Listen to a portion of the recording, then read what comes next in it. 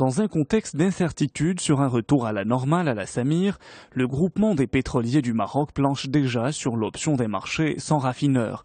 À quelques mois de la libéralisation des prix à la pompe, le scénario d'une faillite de la Samir est désormais une hypothèse plausible, lit-on dans l'Économiste. L'entrée en jeu de la douane, qui réclame 13 milliards de dirhams aux raffineurs, accentue ces difficultés. Le fisc aussi aurait relancé la compagnie sur des impôts en souffrance. Pour les professionnels, la recapitalisation annoncée, si elle se concrétise, ne servira qu'à apurer les dettes de la compagnie, rapporte le quotidien. À quoi sert la privatisation, s'interrogent les Échos en une. Le cas de la Samir a ravivé le débat sur la pertinence du programme de privatisation. Opacité et rente ont plombé certaines entreprises privatisées et jettent le discrédit sur tout le processus, conclut le journal. Le ministère des Affaires étrangères et de la coopération lance aujourd'hui un numéro vert international dédié à l'écoute des réclamations des ressortissants marocains résidant à l'étranger, relatives notamment aux services consulaires offerts.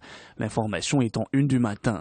Dans le discours royal à l'occasion du 16e anniversaire de la fête du trône, le souverain avait insisté sur la nécessité d'améliorer le contact et la communication avec les membres de la communauté à l'étranger, rapprocher les prestations qui leur sont destinées, simplifier et moderniser les procédures et respecter leur dignité et préserver leurs droits.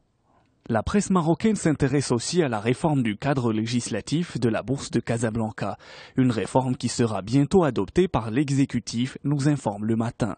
Le secrétariat général du gouvernement vient de programmer le projet de loi 1914 dans l'agenda des prochaines réunions du Conseil de gouvernement. Le projet de texte est très attendu. C'est en avril 2014 que le secrétariat général du gouvernement a mis la première mouture de ce projet en consultation publique en ligne pour collecter l'ensemble des remarques des parties concernées.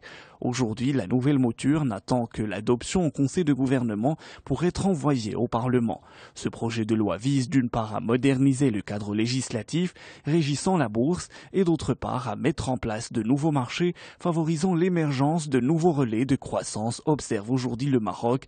Le nouveau texte vient s'inscrire dans la dynamique visant à sortir le marché financier de son inertie afin qu'il remplisse son rôle de tremplin à l'économie nationale. Les universités algériennes ne répondent toujours pas aux normes internationales. El Watan relève que le dernier classement annuel de Shanghai relatif aux universités dans le monde ne mentionne aucun établissement algérien dans la liste des 500 meilleures universités, contrairement à des pays comme l'Arabie Saoudite et l'Égypte qui y figurent.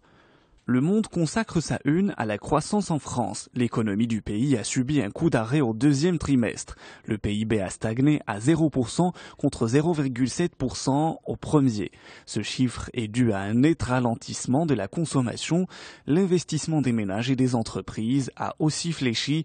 Pour le ministre des Finances et des Comptes publics Michel Sapin, la reprise est là, mais elle n'est pas encore assez forte pour faire baisser le chômage. Le Monde s'intéresse aussi au mur de la discorde entre la Tunisie et la Libye. La décision de Tunis de construire un mur le long de la frontière avec la Libye pour se protéger des infiltrations terroristes suscite l'hostilité des populations locales vivant de la contrebande. Des centaines de milliers de Brésiliens manifestent contre Dilma Rousseff, l'information est en une du Figaro. Exaspérés par les affaires de corruption et la politique d'austérité menée par le gouvernement, entre 400 000 et 600 000 Brésiliens ont répondu à l'appel à manifester lancé dans 240 villes. Ils demandent la destitution de la présidente Dilma Rousseff qui ne bénéficie plus que de 8% d'opinion favorable. Le Parisien titre sur la révolution 3D. Pour la première fois en France, un petit garçon de 6 ans va recevoir aujourd'hui une prothèse de main conçue grâce à une simple imprimante 3D, une technologie révolutionnaire qui pourrait bouleverser le monde industriel.